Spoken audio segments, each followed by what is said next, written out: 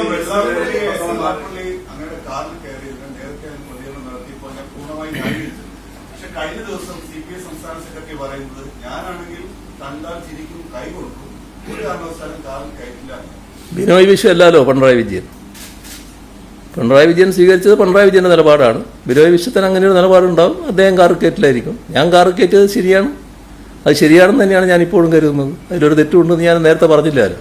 ആ നിലപാട് തന്നെയാണ് എനിക്കിപ്പോഴും ഉള്ളത്. അതിന്റെ സാഹചര്യം ഞാൻ പറഞ്ഞിട്ടുണ്ട്.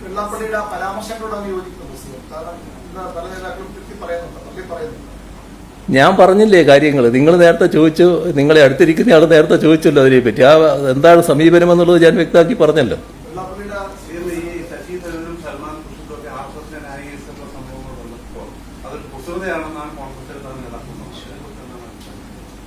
അതാണല്ലോ സമീപനം. ഇപ്പോൾ നമ്മൾ കാണേണ്ട ഒരു കാര്യം, കേരളത്തിൻ്റെ അന്തരീക്ഷം കുറച്ചുകൂടി ഗൗരവമായിട്ട് നമ്മൾ ഉൾക്കൊള്ളണം. ഇന്നലെ ഒരു മാധ്യമത്തിൻ്റെ പരിപാടിയിൽ പങ്കെടുത്തപ്പോൾ ചെറിയൊരു ഭാഗം എനിക്ക് പറയേണ്ടി വന്നിരുന്നു അതുമായി ബന്ധപ്പെട്ട്. കാരണം കേരളീയ സമൂഹത്തിൻ്റെ ഒരു പ്രത്യേകത എല്ലാ കാലത്തും വർഗീയതയെ പൂർണ്ണമായി അകറ്റി നിർത്തിയിരുന്നു എന്നുള്ളതാണ്. പക്ഷേ ഇവിടെ കോൺഗ്രസ് മതനിരപേക്ഷതയൊക്കെ പറയുമെങ്കിലും 4 വോട്ടിനു വേണ്ടി ഏത് വർഗീയതയുമായി കൂടിച്ചേരുന്നതിന് മടി കാണിച്ചിരുന്നില്ല. തൽക്കാലം വോട്ട് പോരട്ടെ എന്ന നിലപാടാണ് അവർ സ്വീകരിച്ചിരുന്നത്. അതിൻ്റെ ഭാഗമായാണ്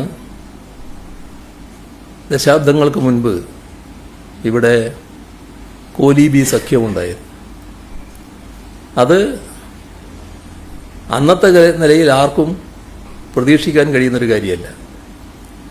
പക്ഷേ വടകര ലോക്സഭാ മണ്ഡലത്തിലും ബേപ്പൂർ അസംബ്ലി നിയോജക മണ്ഡലത്തിലും കോലീബി സഖ്യമുണ്ടാക്കി. അതിലൂടെ BJPക്ക് അഭിമതരായ ആളുകളെ നിയമസഭയിലേക്കും പാർലമെന്റിലേക്കും എത്തിക്കാനായിരുന്നു ഉദ്ദേശിച്ചത്. പക്ഷേ കേരളീയ സമൂഹം വലിയ ജാഗ്രത വർഗീയതയ്ക്കെതിരെ പുലർത്തുന്നൊരു കാലമായതുകൊണ്ട് തന്നെ ആ നീക്കം ഫലവത്തായില്ല.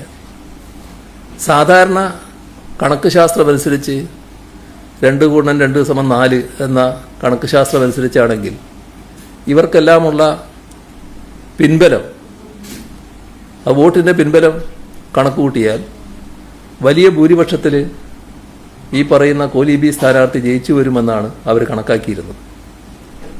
പക്ഷേ ആ കണക്ക് ശാസ്ത്രമല്ല, ജീവനുള്ള മനുഷ്യനാണല്ലോ ഇതിന് പ്രതികരിക്കേണ്ടത്. അവരുടെ പ്രതികരണം അവരുടെ ബോധത്തിൽ നിന്നാണ് ഉണ്ടായത്. അത് മതനിരപേക്ഷതാ ബോധമായിരുന്നു, വർഗീയതയ്ക്കെതിരെയുള്ളതായിരുന്നു. അങ്ങനെയാണ് ആ 2 സ്ഥലത്തും ഈ പറയുന്ന സ്ഥാനാർത്ഥികൾ പരാജയപ്പെട്ടത്. അവിടെ അവരെ പരാജയപ്പെടുത്താൻ കഴിയും. പക്ഷേ നീക്കങ്ങളിവിടെ അവസാനിച്ചില്ല കേട്ടോ. പിന്നീടൊരു ഘട്ടത്തിൽ കേരളത്തിൽ UDF അധികാരത്തിലിരിക്കുമ്പോൾ RSSന്റെ ഒരു പ്രധാനി പരസ്യമായ ഒരു വിമർശനം ഉന്നയിക്കുകയുണ്ടായി. നിങ്ങൾ അധികാരത്തിലിരിക്കുന്നത് 40 സീറ്റുകളിൽ ഞങ്ങൾ കൂടി പിന്താങ്ങിയത് കൊണ്ടാണ് എന്ന കാര്യം ഓർമ്മ വേണം എന്നായിരുന്നു പറഞ്ഞത്.